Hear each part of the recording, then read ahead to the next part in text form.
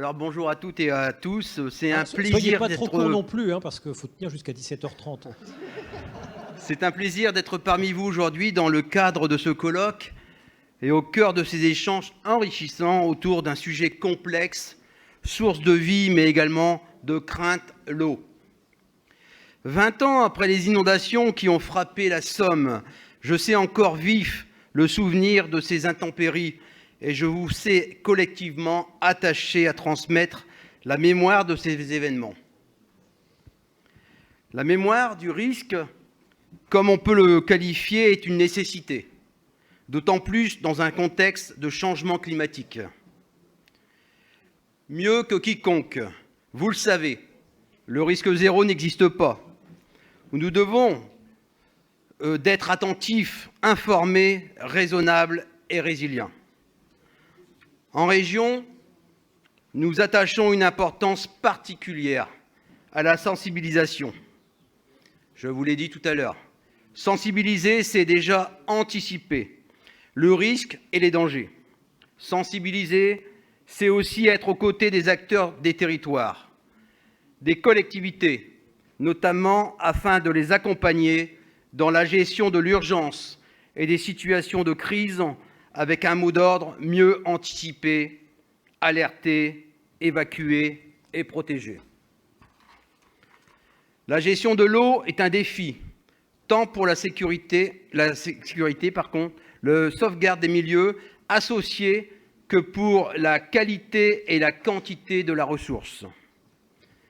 Gérer la ressource en bon père de famille, c'est s'assurer de ne pas avoir à choisir entre les usages du quotidien essentiels à la vie humaine, les activités économiques consommatrices d'eau et la sauvegarde des milieux humides et d'espèces associées. Dans sa délibération de 2019, la région affichait un objectif clair et renouvelé: promouvoir une gestion équilibrée et durable de la ressource en eau visant à la fois à assurer la préservation des écosystèmes aquatiques, des zones humides et à contribuer à la prévention des risques naturels tout en prenant en compte les adaptations nécessaires au changement climatique. Cette délibération arrive à son terme. En fin d'année, et pour nous est venu le temps de mener nos réflexions concertées pour prolonger et conforter cette politique pour les années à venir. Renforcer nos partenariats et les échanges avec les acteurs et les usagers sur tout le territoire. Poursuivre l'accompagnement d'études et de travaux. Préserver et restaurer les milieux naturels dans une logique de solutions fondées sur la nature. Je tiens aussi à souligner l'importance du maintien des usages. Nous savons que les usages ont grandement contribué à façonner les paysages. Conserver les milieux ouverts et à garantir une diversité floristique et faunistique essentielle. Je pense bien évidemment à l'agriculture, mais aussi à la chasse et à la pêche. Ces usages associés à la gestion des milieux naturels sont un moyen efficace de lutter contre le risque naturel.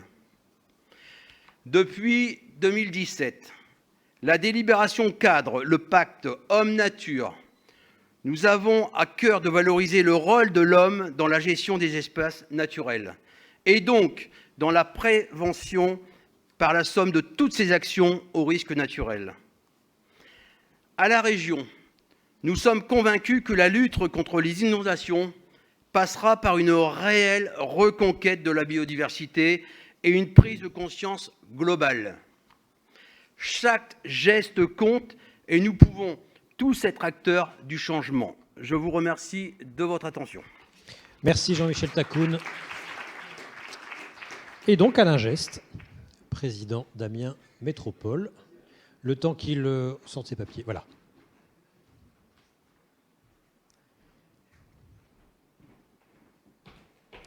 Alain Geste, on vous écoute. C'est Alain Geste le retour, puisque Alain Geste, le retour, si vous voulez, mais bien sûr. Bien.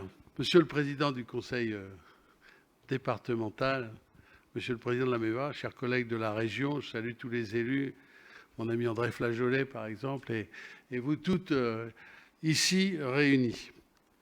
Je vous l'ai déjà dit ce matin, pour ceux qui étaient là ce matin, j'ai grand plaisir à participer à cette commémoration des 20 ans des inondations de la Somme. C'est un événement qui a fortement impacté notre territoire en 2001, c'est une évidence. Et j'ai eu l'occasion de le dire et de donner des raisons qui m'a personnellement beaucoup marqué à la place que j'étais à l'époque, c'est-à-dire que celle qu'occupe Stéphane Soulier aujourd'hui. Il est fondamental de se souvenir, parce que cet événement, ça a été démontré ce matin, peut se reproduire. Et nous savons à présent que l'adaptation au dérèglement climatique, notamment vis-à-vis du risque inondation, est un enjeu majeur pour nos territoires. L'organisation d'un tel événement doit nous permettre de développer une culture du risque qui nous a tant manqué en 2001. Une culture du risque de nous préparer aux éventuelles crises à venir. Il s'agit de rechercher des solutions à hauteur des enjeux climatiques sur nos besoins, sur nos bassins, et d'échanger parce que l'échange permet de partager les expériences, les points de vue et de trouver des solutions plus pertinentes. Je tiens donc une nouvelle fois à remercier tout particulièrement Monsieur le Président de la MEVA pour son invitation et pour l'idée, avec son bureau, d'avoir voulu organiser cette manifestation. La MEVA, qui compte Amiens Métropole comme membre, et que j'ai créée au lendemain des inondations de 2001. Il s'agissait de comprendre ces inondations par remontée de nappe et mettre en place une stratégie de gestion adaptée aux côtés de l'ensemble des acteurs dans une logique de solidarité et à l'échelle du bassin versant de la Somme. Dans ce que je viens d'exprimer, il y a deux mots qui me paraissent tout à fait essentiels. Il y a le bassin versant, j'ai déjà dit ce matin, et je me répète, mais c'est tellement important. Et puis surtout, l'inondation par remontée de nappe, ce qui permet d'évacuer les autres interprétations un peu farfelues que l'on a pu vivre à l'époque. La vulnérabilité aux inondations du territoire d'Amiens Métropole a été cruellement mise en évidence lors des crues de 2001, qui ont eu des conséquences tragiques pour des personnes, pour des entreprises, pour des biens. Il s'agissait d'une crue de nappe longue et lente qui a laissé un traumatisme pour ceux qui l'ont vécu. Longue et lente, je n'insiste pas, toutes les démonstrations ont dû être faites aussi cet après-midi, mais elles étaient déjà ce matin. Bien sûr, nous avons su répondre collectivement, d'une part à l'urgence, et nos services respectifs sont intervenus comme tant d'autres en appui aux communes sinistrées, notamment pour effectuer les gros travaux de nettoyage et apporter une aide matérielle aux sinistrés. Puis, nous avons réussi à nous organiser pour analyser cet événement, ses causes, les solutions à mettre en œuvre, ainsi que les travaux à réaliser pour protéger les habitants à l'échelle du bassin versant de la Somme. Et je suis fier d'avoir œuvré en ce sens et que cela a été largement prolongé par bon nombre de membres qui sont dans cette salle, parce que, avec la création du syndicat mixte, nous avons ensuite élaboré une stratégie de gestion adaptée aux côtés de l'ensemble des acteurs dans une logique de solidarité de bassin. Je veux saluer le chemin parcouru depuis 20 ans par la MEVA et par tous ses membres. Mais la récurrence d'événements de plus en plus fréquents, affectant les biens et les personnes, nous interroge encore sur la prise en charge du risque pluvial dans sa globalité. En effet, sur le territoire d'Amiens Métropole, nous assistons à des crues éclairs, avec des débordements issus du ruissellement pluvial et qui engendrent des dégâts sur des équipements ou des lotissements en partie basse de l'urbanisation. Je pense bien sûr aux événements de 2018, par exemple, et à l'ampleur des conséquences au niveau de la commune de Cardonnet, de celle de Vaux-en-Amiénois, ou de celle de Bertang, qui a nécessité, par exemple, la reconstruction intégrale d'une station d'épuration dont les travaux venaient à peine de s'achever. Ça n'était même pas réceptionné quand il y a eu cette coulée de boue qui a complètement détérioré la station d'épuration toute neuve qui est refaite depuis. 2018, c'est aussi l'année qui a vu les intercommunalités se doter d'une nouvelle compétence, la GEMAPI. Cette compétence permet à la métropole de gérer conjointement deux composantes majeures du cycle de l'eau, la préservation des milieux aquatiques et humides, la protection contre les inondations.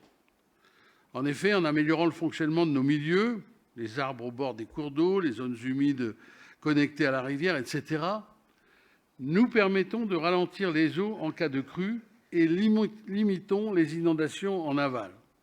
Dans les secteurs à fort enjeu, les ouvrages de protection, les digues, et les systèmes d'alerte de crue complètent ce système pour garantir la sécurité des biens et des personnes. Et c'était très intéressant de noter ce matin, dans les travaux présentés notamment par la MEVA et le département de la Somme, combien ce qui a été fait depuis 10 ans a déjà porté ses fruits, puisqu'à égalité de pression, si je puis dire, de l'eau, eh bien, nous avons en 2021 évité quelque chose qui s'était produit en 1994. Je disais ce matin à mon Bernard Langlais que c'était pourtant tout frais 1994 par rapport à 2001. Et pour autant, je me souviens... Pardon ? 1994 à 2001. Et je me souviens très bien que des habitants le long de la Somme me disaient il n'y a jamais eu ce genre de choses. 7 ans avant, ils avaient 70 cm d'eau dans leur propre commune, comme à Fontaine-sur-Somme. C'est important d'entretenir la mémoire avec ce genre de choses. Les missions de la GEMAPI sont définies par le Code de l'environnement et concernent plus précisément l'aménagement d'un bassin ou d'une fraction de bassin hydrographique, l'entretien et l'aménagement d'un cours d'eau, y compris les moyens d'accès à ce cours d'eau, la défense contre les inondations, la protection et la restauration des sites, des écosystèmes aquatiques et des zones humides, ainsi que des zones boisées riveraines. Mais attention, cette compétence ne se substitue pas aux droits et devoirs des propriétaires riverains de cours d'eau, mais permet, si l'intérêt général est démontré, de mener des travaux d'envergure sur de longs linéaires de cours d'eau et d'avoir une action cohérente à l'échelle des bassins versants. Il apparaît également que cette compétence n'intègre pas obligatoirement les enjeux liés au ruissellement, à l'érosion et à la gestion des eaux pluviales, malgré leur lien intime avec les phénomènes de débordement ou d'inondation, qui nous permet d'y travailler au titre de leur prévention.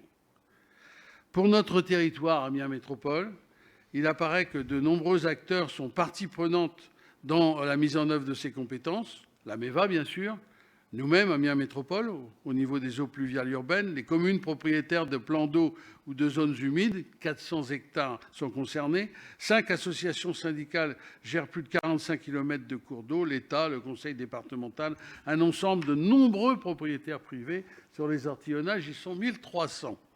Et je tiens à saluer leur action, de tous ces gens, en faveur de la gestion et de la préservation de ces espèces, ainsi que leur présence efficace sur le terrain. Face à cette complexité réglementaire, de nouveaux défis se présentent alors à nous pour clarifier cet arsenal législatif en construisant une stratégie du grand cycle de l'eau avec tous les acteurs du territoire dans un esprit de solidarité, de responsabilité et avec une logique de résultat. La première étape, celle de la connaissance et du diagnostic territorial, est engagée en ce qui nous concerne avec le recensement des digues et ouvrages de défense sur lesquels des contacts ont été pris avec les propriétaires afin d'en connaître l'état et les modalités d'entretien. Après échange avec un certain nombre de maires concernés, j'ai souhaité poursuivre la démarche par une étude de diagnostic et de prévention des risques d'inondation par ruissellement que nous réaliserons dans les prochains mois sur l'ensemble des bassins versants concernés du territoire métropolitain. Nous nous attacherons ensuite à l'identification précise des aménagements hydrauliques ainsi que des enjeux de gestion et des milieux aquatiques. Ce travail nous permettra de définir un plan d'action chiffré qui guidera la métropole dans la mise en place opérationnelle. Construire ensemble cette stratégie du grand cycle de l'eau dans la solidarité, l'intérêt général et le respect des rôles de chacun, tel est le défi que nous souhaitons relever et je ne me doute pas un seul instant que l'AMEVA sera un partenaire hautement important dans cette démarche. Je vous remercie de votre attention. Merci Alain Geste. Merci d'accueillir Stéphane Soulier, président du conseil départemental de la Somme. Monsieur le Président, si d'aventure la ministre apparaissait, je vous demanderai d'attendre le temps qu'elle ait fini et je vous reprendrai par la suite. Vous Ça devra aller inquiétez pas, je vais essayer de faire court en complément de ce que a précisé le président d'Amiens Métropole. Je voulais vous tous vous saluer très chaleureusement. Je suis ravi en tout cas de retrouver un certain nombre de visages connus que je n'avais pas eu l'occasion de recroiser depuis un certain temps. Je pense au sénateur Deneux, l'ancien sénateur Deneux qui a tellement œuvré aussi pour l'environnement, mais aussi pour mon président de comité de bassin, que j'ai grand plaisir à retrouver ici, puisque ça m'arrive aussi quelquefois, lorsque le temps m'est donné, d'aller siéger aussi à l'agence de l'eau Artois-Picardie, en tout cas au comité de bassin. C'est dire l'intérêt que je porte à ces questions. Et si je puis dire, j'ai eu la chance d'être vice-président en charge de l'environnement, ce qui était Alain Geste en son temps, avant qu'il devienne président du département. Il faut croire qu'il y a une lignée comme ça des anciens vice-présidents en charge de l'environnement qui deviennent présidents du département. J'espère, et je fais attention à Pascal Bohin que vous avez vu ce matin, c'est maintenant celui qui a eu en charge l'environnement. Je l'ai maintenant séparé entre deux conseillers départementaux. Je me méfie de mes amis. Vous le savez, en politique, c'est toujours un peu comme ça. Plus sérieusement, mesdames, messieurs, moi je suis ravi en tout cas de vous retrouver ici parce que je retrouve aussi Bernard Langlais, bien sûr, président de la MEVA, dont on sait l'énergie, la volonté et la passion qu'il anime sur ces questions d'eau, mais aussi dans le cadre de l'association dont il m'avait déjà parlé, la NEB, que je connaissais peu pour ma part, mais après tout, je suis aussi un élu du bassin. Je lisais un peu l'Association nationale des élus du bassin, donc je pourrais faire partie tout à fait de cette docte assemblée. Je voulais tout d'abord vous remercier d'avoir choisi bien sûr la Somme et Amiens en particulier, mais le président de la métropole était bien plus qualifié que moi pour vous souhaiter cette bienvenue. Et je réitère bien sûr ces mots de bienvenue, mais il avait fait ce matin dans le cadre du colloque organisé par l'AMEVA pour les 20 années des grandes inondations que la Somme avait eu à connaître. Je sais que cela constitue toujours un travail extrêmement conséquent et à ce stade, je pense bien sûr aux équipes de la MEVA qui ont été mobilisées, mais aussi celles du conseil départemental, me dit-on, qui ont été aussi à la tâche pour faire en sorte que ces jours qui s'ouvrent de votre séminaire puissent se passer, j'espère, dans de bonnes conditions. Grâce à eux, je sais, ces 3 journées vont vous permettre, j'espère, de regarder dans le rétroviseur. Ça avait été déjà un peu le sujet, semble-t-il, de ce matin, faisant le point sur les 20 ans après les terribles inondations que rappelait Alain Geste, qui avaient frappé notre département et qui était l'objet du colloque d'aujourd'hui, mais aussi tracer des perspectives face aux grands défis que les changements climatiques nous imposent. Et c'est tout l'enjeu, d'ailleurs, du congrès qui s'ouvre ce soir. Il y a 20 ans, mesdames, messieurs, puisque le président Geste en parlait, mais je veux vous dire aussi que moi, je m'en souviens très bien parce que j'étais maire de Saint-Valery-sur-Somme. Je venais d'être élu maire et je sais qu'Alain était à la manœuvre au département et je me souviens le choc que ça avait été. Saint-Valery était brutalement au milieu d'une espèce de brouhaha médiatique parce que nous fermions régulièrement les écluses à la mer.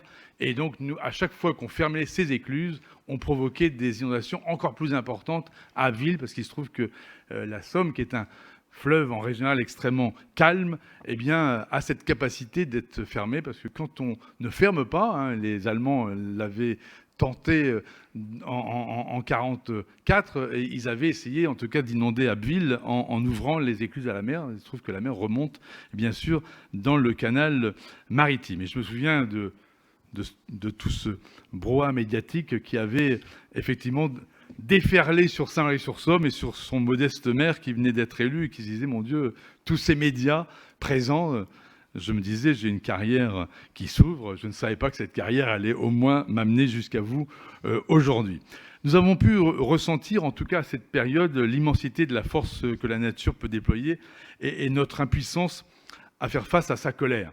Je me souviens que le département, qui voulait bien sûr montrer tous les gages possibles, imaginables, pour faire en sorte de limiter les effroyables effets des inondations, notamment à Abbeville, avait installé des méga-pompes, si je puis dire, qui venaient de Hollande, je crois, à Saint-Valery. Mais très sincèrement, les méga-pompes, ça n'était rien par rapport à l'ouverture des écluses. Quand on crachait 120 mètres cubes seconde à Saint-Valery, ce qui est rarissime, hein, actuellement on doit cracher 50 ou 60 mètres cubes, et encore, je ne suis pas persuadé qu'ils y soient actuellement. Les malheureuses pompes nous donnaient 4-5 mètres cubes, et encore, c'était extrêmement compliqué. Mais ça faisait partie certainement du traitement, je dirais, psychologique de la crise. En tant qu'élu local, il s'agit d'une période qui m'a profondément touché, je vous le disais, humainement bien entendu, et il se trouve qu'aujourd'hui je suis même conseiller départemental d'une partie d'Abbeville. Abbeville qui avait su recevoir le Premier ministre de l'époque, je me souviens, dans des conditions un peu compliquées pour lui, c'était Lionel Jospin, je m'en souviens, qui avait été pris à partie parce que, vous savez, il y avait toute cette idée selon laquelle on avait vidangé la Seine dans la Somme, oubliant par là même que l'eau remonte rarement. Parce qu'entre le bassin de la Seine et le bassin de la Somme, c'était un peu compliqué, mais comme ça avait été un peu accrédité par quelques personnalités locales éminentes, je pense notamment à l'ancien député-maire d'Abbeville qui s'était adonné à ce pronostic, eh bien sûr, tout le monde s'était engouffré dans cette brèche complètement stupide, mais qui a fait des dégâts, puisque je peux vous dire que quelquefois, pour être invité dans l'association notamment de vigilance qui existe encore localement. Je ne sais pas si M. Pierru a prévu participer. Oh, il est juste derrière moi, je ne l'avais pas vu. En plus, ça, c'est un habitant de mon canton, il faut que j'y fasse attention. Sinon, c'est encore un coup à se retrouver battu aux élections. C'est vrai que j'ai néanmoins 7 ans devant moi, donc j'ai encore un peu de temps pour me faire excuser.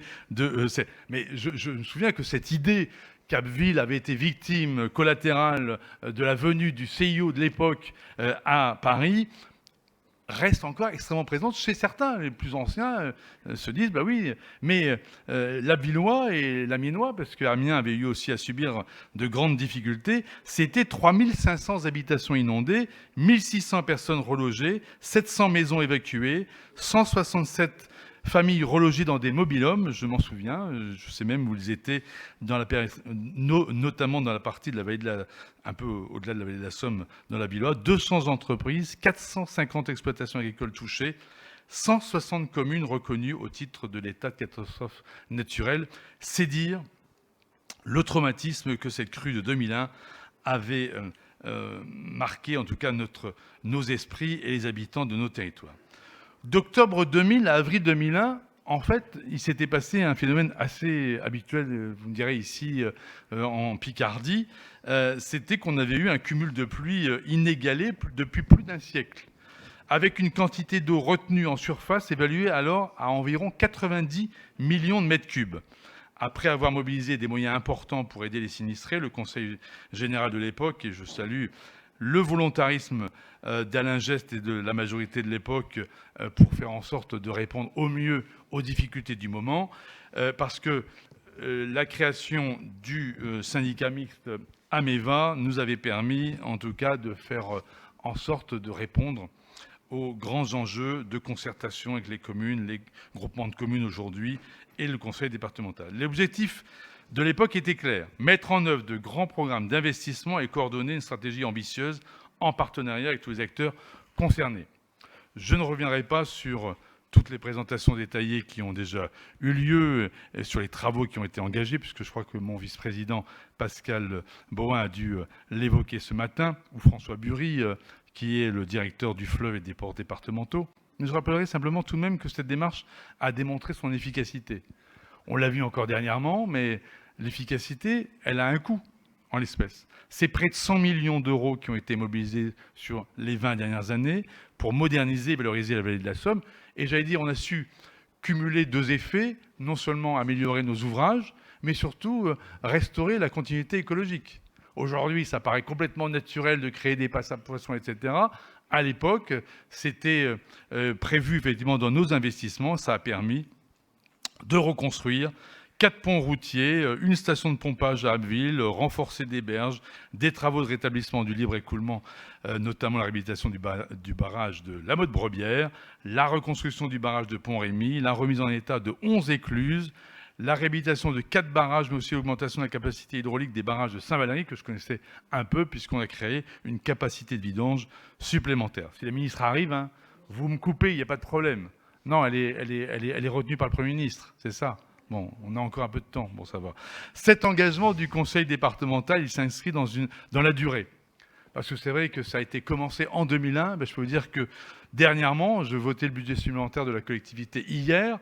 On a de nouveau fait en sorte de prévoir des crédits complémentaires pour que le plan Somme 2, celui qui avait suivi le plan Somme 1, je ne suis pas très original disant cela, eh bien, puisse continuer à apporter les actions de prévention, mais aussi de gérer au mieux ce risque inondation. Il se trouve que je préside aussi un syndicat mixte qui est sur la côte Picarde et qui est notamment le syndicat mixte Besson-Picard qui lui porte le papier littoral. Parce que c'est vrai que la Somme, c'est bien sûr un risque lié au fleuve, mais c'est aussi un risque lié au débordement.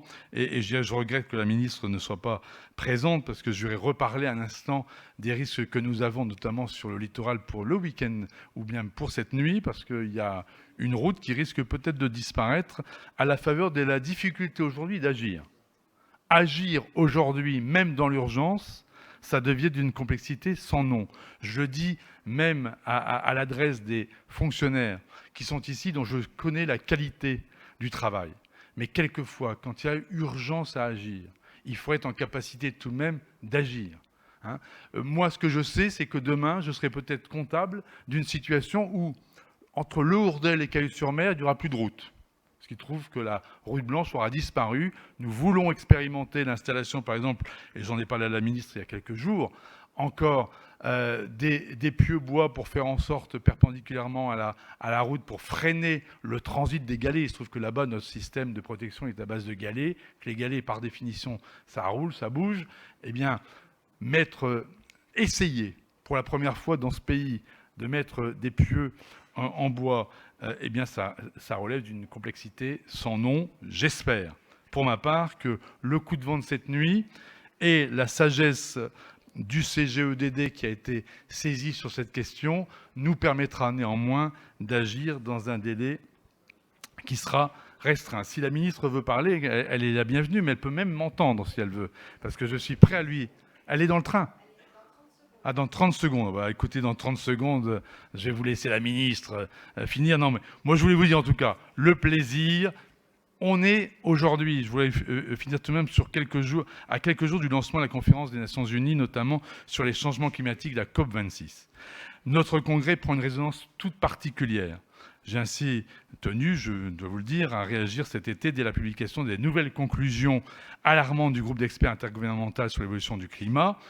En effet, je pense qu'il y a des décisions à prendre, qui sont des décisions qui, en tout cas, seront des décisions graves pour le territoire, mais qu'il faudra avoir le courage, à un moment ou à un autre, de prendre. Sachez, en tout état de cause, et pour conclure, j'aurais gâché la moitié de la conclusion. Heureusement que mon collaborateur qui me l'avait préparé, qui était une belle envolée lyrique, n'est pas là pour m'entendre. Mais en tout cas, en tout état de cause, le département, comme toujours, sera à l'écoute et à l'attention de celles et ceux qui ont des beaux projets pour la Somme. Merci de votre attention. Bravo.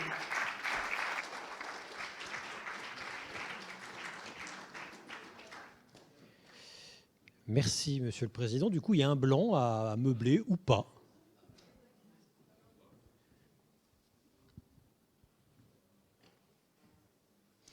Madame la ministre. Bonjour. Bonjour. Nous entendons très clair.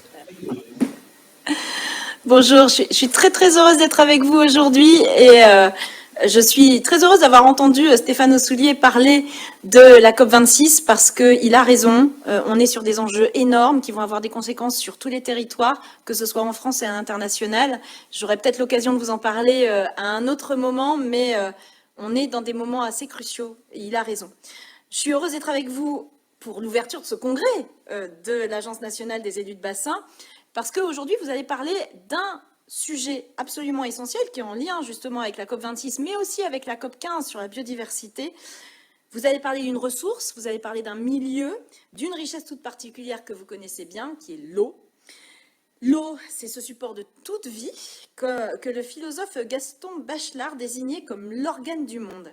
Oui, cette eau, elle nous fait vivre. Elle est d'autant plus essentielle dans le contexte du changement climatique. Alors, je me félicite du thème qui est choisi pour ce congrès de la NEB sur la recherche de solutions au niveau local pour faire face aux défis climatiques, car je crois que c'est là un sujet qui dépasse nos mandats, qui dépasse nos opinions politiques. Nous voulons tous protéger et utiliser au mieux l'eau. Et face au changement climatique qui se fait chaque jour plus menaçant, la priorité aujourd'hui, c'est de proposer une réponse systémique et collective aux nouveaux enjeux liés à la ressource en eau. Nos maîtres mots doivent être effort collectif, approche intégrée des problèmes et solidarité des territoires. Je tenais également à être présente aujourd'hui car vous êtes sur un territoire, à Amiens, qui a été et est toujours confronté à la problématique des inondations. C'est en effet l'occasion de rappeler la catastrophe qui a frappé le département il y a 20 ans, en 2001, et a entraîné l'évacuation et le relogement de plus de 1600 personnes et a causé d'importants dommages estimés à 200 millions d'euros. Cette inondation, elle reste dans les esprits encore aujourd'hui. Elle est très présente dans la mémoire des Amiénois. Alors, conscient de l'enjeu, l'établissement public territorial de bassin de la Somme, AMEVA, a engagé un programme d'action en réponse aux événements naturels de 2001. Des travaux importants ont été engagés sur le territoire et notamment autour du fleuve, autour de la Somme. Et je tiens à saluer le travail réalisé depuis 20 ans sur le territoire, mon département, la Somme, et les avancées sont concrètes. En février 2021, Vigicru alertait pour la première fois depuis 2001. Les actions réalisées ont donc été mises à l'épreuve et cet événement a montré leur pertinence en matière de prévention des risques d'inondation et de mobilisation des acteurs concernés.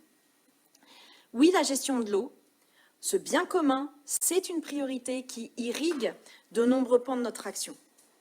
Gérer l'eau, c'est d'abord gérer les écosystèmes et leur fonctionnement, car tout est lié, nous le savons. Les milieux humides et aquatiques sont indispensables à notre adaptation au changement climatique.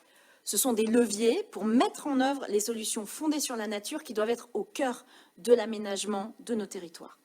Cette priorité, elle a été réaffirmée par toute la communauté internationale lors du congrès de l'UICN à Marseille et elle me tient particulièrement à cœur.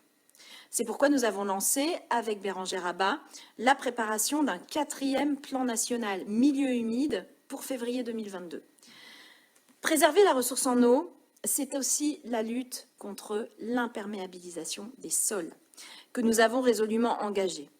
Face aux inondations de plus en plus fortes et fréquentes, l'artificialisation doit être stoppée, ou au moins freinée, pour permettre à nos villes d'être plus résilientes. Alors nous nous sommes fixés un cap exigeant dans la loi climat et résilience qui a été adoptée cet été.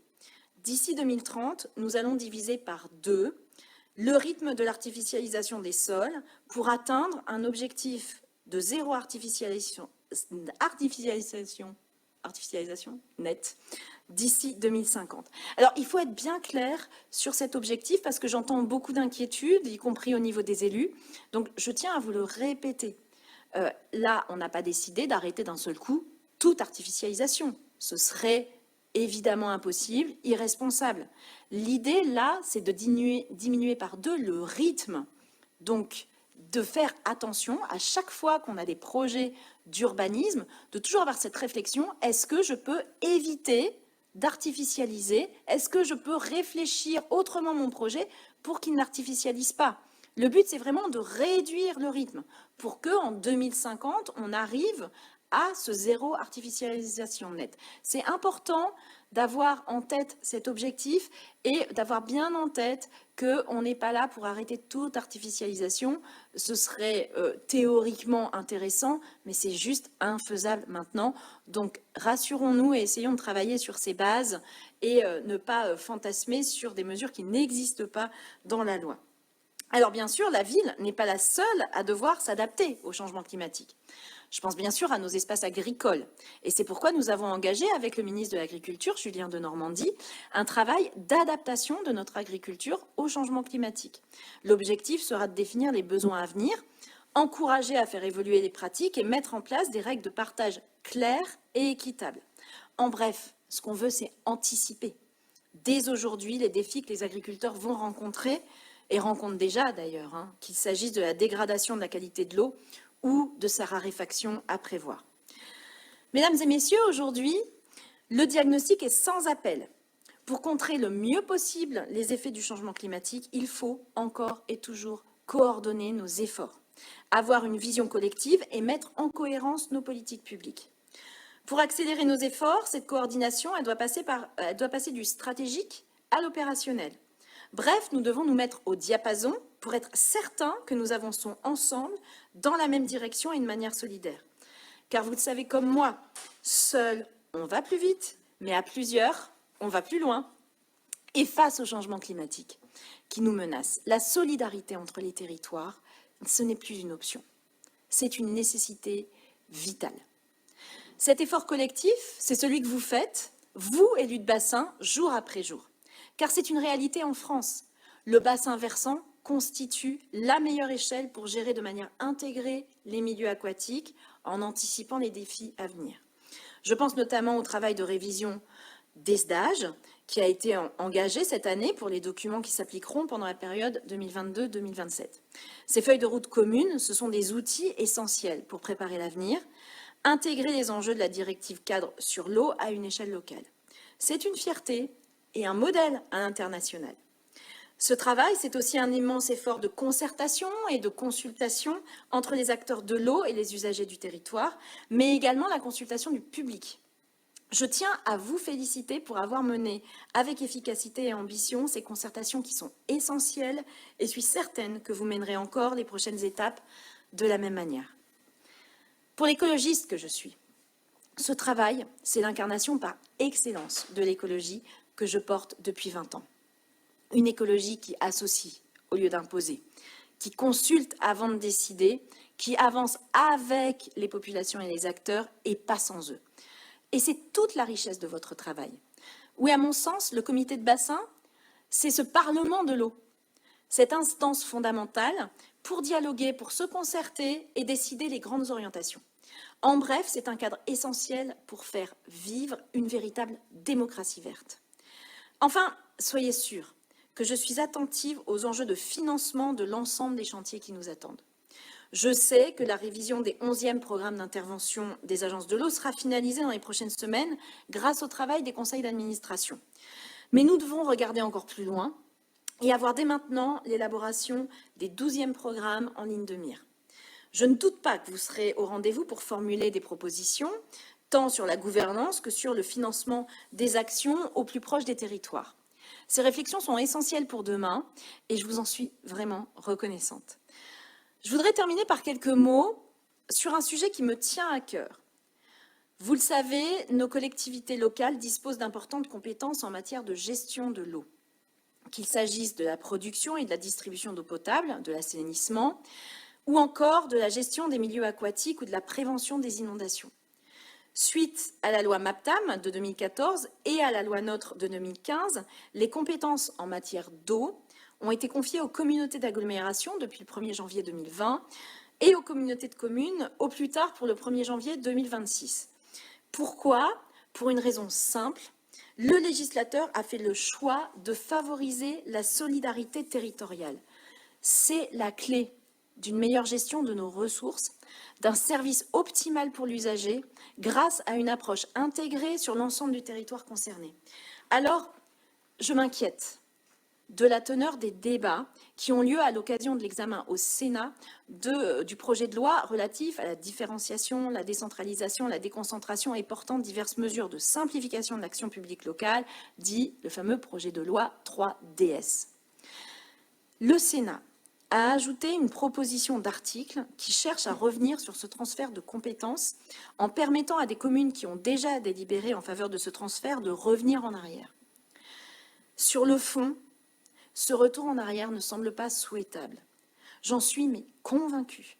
Cela constituerait un immense recul car il consiste à revenir à une gestion qui n'était pas satisfaisante. Et ce n'est pas uniquement ma conviction ou celle du gouvernement.